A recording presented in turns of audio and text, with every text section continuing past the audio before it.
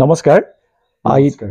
মই পৰিচয় কৰাই দিছোঁ মোৰ কাষত আছে শ্ৰদ্ধাৰ যোগুৰাম কলিতা ছাৰ আৰু ইয়া নিৰু কলিতা বাইদেউ এখেতলোক দুজন হৈছে এজন যোগ্য পিতৃ আৰু এগৰাকী যোগ্য মাতৃ ইতিমধ্যে ডাক্তৰ মধুসূদন কলিতাৰ আমি সাক্ষাৎকাৰটি গ্ৰহণ কৰিলোঁ আৰু মই এই পিতৃ মাতৃক আপোনালোকৰ লগত পৰিচয় কৰাই দিবলৈ বিচাৰিছোঁ ছাৰ আপোনাৰ সন্তানৰ যি সফলতা সেই সফলতাত আমিও সুখী আৰু আপোনালোকক অভিনন্দন জনাইছোঁ ধন্যবাদ। আচ্ছা মই জানিবলৈ বিচাৰিম আপোনাৰ পৰা যে আপোনাৰ এটা সপোন আছিল নেকি যে আপোনাৰ সন্তান কোনোবা দিনা ডাক্তৰ হ'ব নিশ্চয় হয় মোৰ এটা সপোন আছিল বিশেষকৈ মোৰ প্ৰথমতে দুই ছোৱালীজনী আৰু ল'ৰাটো দুইটাই যাতে চিকিৎসা বিজ্ঞানৰ স্নাতকৰ ডিগ্ৰী লাভ কৰি ৰাইজৰ সেৱা আগবঢ়াব পাৰে সেইটো মই মনে প্ৰাণে কল্পনা মনতে পুহি ৰাখিছিলোঁ আৰু সেই উদ্দেশ্যে মই দুইটা ছাত্ৰকে মোৰ ল'ৰা ছোৱালী দুইজনকে ছায়েন্সত পঢ়াইছিলোঁ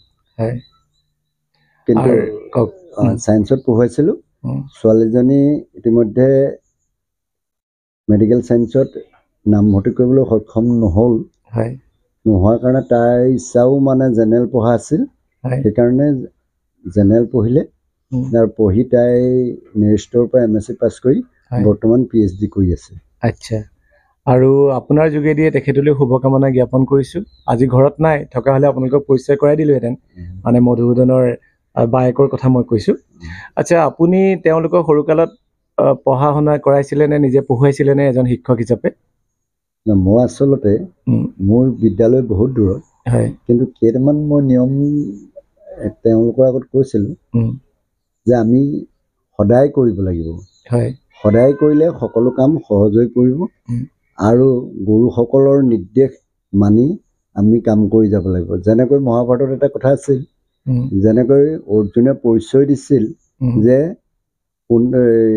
দ্ৰোণাচাৰ্য গুৰু মোৰ কুন্তিসুত দ্ৰোণাচাৰ্যৰ শিষ্য মই বুলি গতিকে সদায় গুৰুসকলক ভক্তি কৰিবা আৰু নিজৰ কৰ্তব্য সদায় কৰি যাবা এনেকুৱা কিছুমান পৰামৰ্শ দিছিলোঁ আৰু তাৰ উপৰঞ্চি কিবা ক্ৰিটিকেল থাকিলে কিবা সমস্যা থাকিলে সেইখিনি সমাধানৰ এটা সূত্ৰ ওলোৱাত মই সহযোগিতা আগবঢ়াইছিলোঁ আচ্ছা আপোনাক ধন্যবাদ জনাইছোঁ আৰু মই পৰিচয় কৰাই দিলোঁ আপোনালোকক ইতিমধ্যে আমাৰ মধুসূদনৰ মাতৃৰ লগত আচ্ছা বাইদেউ আপোনাকো অভিনন্দন জনাইছোঁ কাৰণ পিতৃ মাতৃৰ কাৰণে নিজৰ সন্তানৰ সফলতাই আটাইতকৈ সুখৰ কাৰণ হয় আটাইতকৈ বেছি সুখৰ কাৰণ হয় আচ্ছা মই জানিবলৈ বিচাৰিম যেতিয়া মধুসূদন একলা দুকলাকৈ বাঢ়ি আহিছিলে সেইখিনি সময়ত আপোনাৰ চকুত ধৰা পৰিছিল নেকি যে কোনোবা দিনাখন মোৰ সন্তানটি ডাক্তৰ হ'ব আচলতে ডাক্তৰ হ'ব বুলি তেতিয়া ধৰা নপৰিছিলে যদিও মানে মাত ফুটাৰ অৱস্থাৰ পৰা তাক যদি সোধা হয় তুমি কি কৰিবা সি তেতিয়া ডাক্তৰেই হ'ম বুলি কয় বাৰু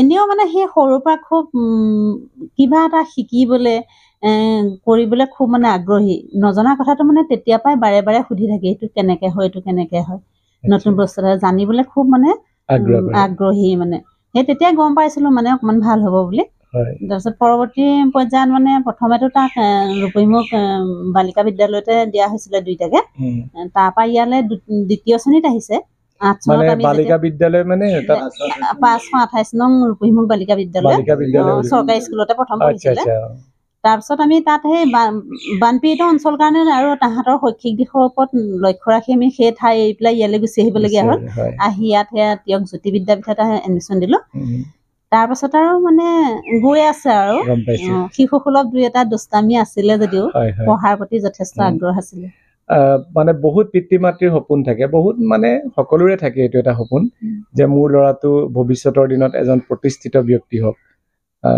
কাৰোবাৰ দৃষ্টিত কোনোবা ডাক্তৰ হওক কাৰোবাৰ দৃষ্টিত কোনোবা আপোনাৰ ইঞ্জিনিয়াৰ হওক বা প্ৰফেচৰ হওক তেনেকুৱা ধৰণেৰে ঠিক আছে মই পিতৃৰ মুখৰ পৰাটো জানিব পাৰিলোঁ তেখেতৰো এটা সপোন আছিল আপোনাৰো সেইটো সপোন আছিল নেকি আছিলে আপুনি তেওঁৰ যিটো সৰু কালটো মই ধৰি লৈছোঁ মানে আমাক বহুত পিতৃ মাতৃয়ে সুধি থাকে যে কেনেকৈ ছাৰ ল'ৰা ছোৱালীকেইটাক পঢ়াম কিন্তু মই জানিবলৈ বিচাৰিম আপোনাৰ পৰা আপোনাৰ শিশুটি মানে মধুসূদন যেতিয়া সৰু হৈ আছিলে তাৰ ক্লাছ 4-5 মানলৈকে আপুনিতো যেতিয়া ডাঙৰ হৈ আহিছিলে নিশ্চয় আপুনি পঢ়াৰ ইমান তেওঁলোকৰ লগত লাগি থাকিব নোৱাৰিছিলে কিন্তু সেই সৰু কালটো আপুনি কেনেকৈ তেওঁলোকক সময় দিছিল মই আচলতে তাহাঁতি পঢ়ি থাকিবলৈ দিওঁ, তাহাঁতক ওচৰে পাজৰে মই ঘূৰি থাকোঁ। মানে মই বহুত দেৰিকৈহে শুওঁ, হয় আৰু তাহাঁতে পঢ়াটো গণ্ডগোল হয় বুলি মই তাহাঁতৰ লগতে মানে কামে বনে লাগি থাকোঁ। এনেই ঠিক পঢ়ুৱাই দিব নালাগে যদিও তাহাঁতি পঢ়িছেনে নাই পঢ়া সেইবিলাক খালি চিয়াৰি কৰি থাকোঁ। আৰু কেতিয়াবা যদি অকণমান গণ্ডগোল হয় তেতিয়া মই ডাইৰেক্ট কওঁ তহঁতক দেউতাৰ আগত লগাই দিম।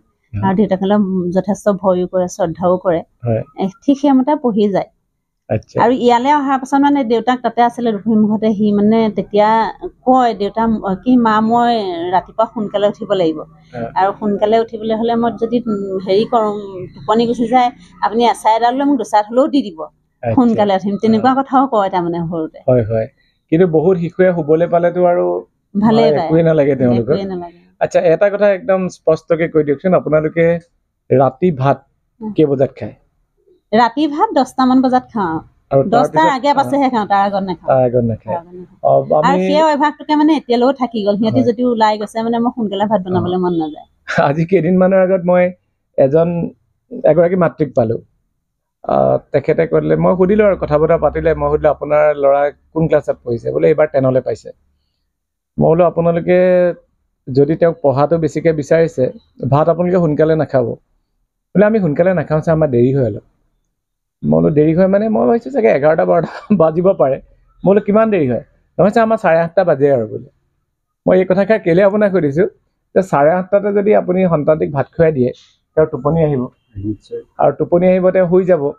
গতিকে 10 বজালৈকে অন্ততঃ সকলোৱে ভাতকেইটা খোৱাৰ ক্ষেত্ৰত অকণমান অপেক্ষা কৰিলে মই ভাল হয় বুলি ভাবোঁ। কিন্তু সোনকালে ভাত খোৱা বা দেৰিকৈ ভাত খোৱা তাৰ কিছুমান চাইণ্টিফিক কাৰণ থাকিব পাৰে, কিন্তু গোটেই জীৱনটো মই কোৱা নাই যে দেৰিকৈ ভাত খাব। ল'ৰা ছোৱালীৰ স্বাৰ্থৰ কাৰণে ভাতটো অকণমান দেৰিকৈ বনাওঁ। গতিকে আপোনাৰ ঘৰত যদি পঢ়ি থকা কোনোবা শিশু আছে, তেতিয়াহ'লে অকণমান দেৰিকৈ ভাত খাব আৰু তেওঁলোকক পঢ়িবলৈ সুযোগ দিব। আচ্ছা, আপোনালোকক ভাতটো খাই দিলে ভাগৰ লাগে। হয়, পুনৰবাৰ আপোনালোকক ধন্যবাদ আৰু অভিনন্দন জনাইছোঁ। ভগৱানে কুশলে ৰাখক আপোনালোকক। আৰু নিজৰ সন্তানটি আপোনালোকে যেনেকৈ চিকিৎসক বনালে, আজি এই কথাখিনি মই 10ৰ মাজলৈ আগবঢ়াই দিব পাৰিছোঁ। আৰু আপোনালোকৰ আদৰ্শৰে অনুপ্ৰাণিত হৈ তেখেতলোকেও নিজৰ সন্তানক ভৱিষ্যতৰ দিনত সঁচা অৰ্থত মানুহ হিচাপে গঢ়ি তুলিবলৈ সক্ষম হ'ব বুলি আমি আশা কৰিছোঁ। ধন্যবাদ।